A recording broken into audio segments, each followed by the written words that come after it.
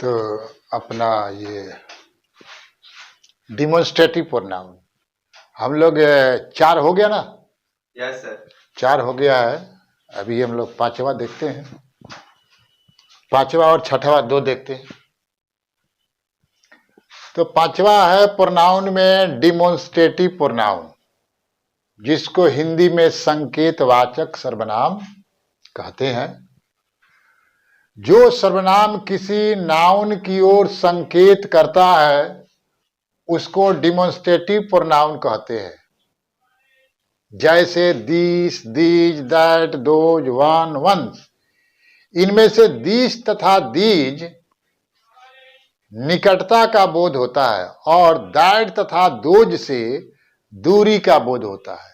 कहने का मतलब ये जो अपने पास से जो डिमोन्स्ट्रेटिव प्रोनाउन है this, these, that, those, one, ones, तो इसमें दिस और दिज ये निकटता के लिए होते हैं और दैट और दोज दूरी के लिए।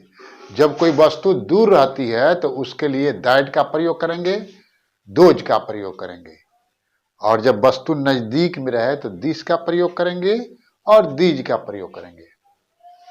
तो ये डिमोन्स्ट्रेटिव प्रोनाउन के अंदर हम लोग देखेंगे कि यहां पर एक टेबल में बना के रखा हो। जैसे दिस का हिंदी यह होता है और इसका प्लुरल दीज ये होता है।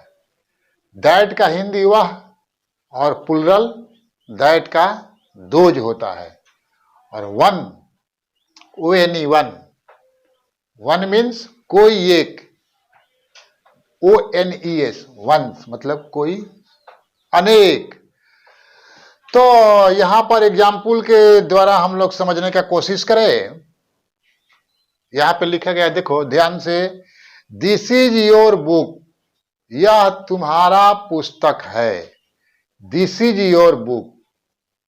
अब यहां पर दिस जो आया हुआ है ये डिमोन्स्ट्रेटिव प्रोनाउन है, क्योंकि यह किसी नाउन को बता रहा है। जैसे बुक क्या है, बुक क्या है, नाउन है कि प्रोनाउन है? नाउन है। तो बुक की ओर इंगित कर रहा है, दिस इज योर बुक, तो दिस यह जो है कि प्रोनाउन हो गया। उसी प्रकार दीज आर योर पेन्स, ये तुम्हारी कलमें हैं, ये दीज भी जो है कि पेन्स को बता रहा है, इसीलिए ये प्रोनाउन हो गया। दैट इज माई बुक, वह मेरा पुस्तक है। दोज आर आवर बुक्स, वे हम लोगों की पुस्तकें हैं। तो यहां पर दिस, दीज, दैट, दोज ये सब डिमोन्स्ट्रेटिव प्रोनाउन है, क्योंकि यह किसी न किसी नाउन को बताते हैं या फिर किसी न किसी नाउन के बदले में आए हैं। आगे देखते हैं, a good book is costly but bad one is cheap. यानी कि एक अच्छा पुस्तक महंगा होता है एक खराब पुस्तक से। यहां पर गौर से देखो, a good book is costly but bad one is cheap. ये जो वन यहां पर आया है, इस वन को हटाकर यहां पे बुक लिखा जाना चाहिए। जैसे a good book is costly but bad book is cheap, book यहां लिख सकते हैं। तो बुक चूंकि नाउन है उसको रिप्लेस करके वन आ गया, तो ये वन क्या हो गया, प्रोनाउन हो गया, और ये डिमोन्स्ट्रेटिव प्रोनाउन हो गया। तो ONE, वन मीन्स एक, बच्चा लोग पढ़ता है ना, TWO 2 और THREE 3, ऐसा नहीं है, इधर अलग है इसका मीनिंग। ये वन जो है वन बुक के लिए आया है, इसलिए यह प्रोनाउन है, डिमोन्स्ट्रेटिव प्रोनाउन है। प्लुरल में देख लेते हैं, good books are costly but bad ones are cheap. अच्छे पुस्तकें महंगे होते हैं खराब पुस्तकों से।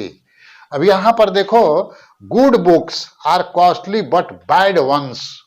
अब यहां पर वंस वन का प्लुरल है ये, और ये वंस का मतलब बुक ही होता है, बहुत सारे बुक्स। तो ये चूंकि बुक्स के बदले में आया है, इसीलिए वंस भी हो गया प्रोनाउन, डिमॉन्स्ट्रेटिव प्रोनाउन। तो इस प्रकार हम लोगों ने देखा कि डिमॉन्स्ट्रेटिव प्रोनाउन का क्या मतलब होता है और डिमॉन्स्ट्रेटिव प्रोनाउन में कौन कौन से वर्ड आते हैं और उनका कैसे इंप्लीमेंट किया जाता है। एक दूसरा प्रोनाउन लेते हैं इंट्रोगेटिव प्रोनाउन, प्रश्नवाचक सर्वनाम। जिस प्रोनाउन से प्रश्न पूछा जाता है उसे इंट्रोगेटिव प्रोनाउन कहते हैं। जैसे who, what, which, whom, whose, ये सब इंट्रोगेटिव प्रोनाउन है। इनका भी मैं यहां पर टेबल बना दिया हूं।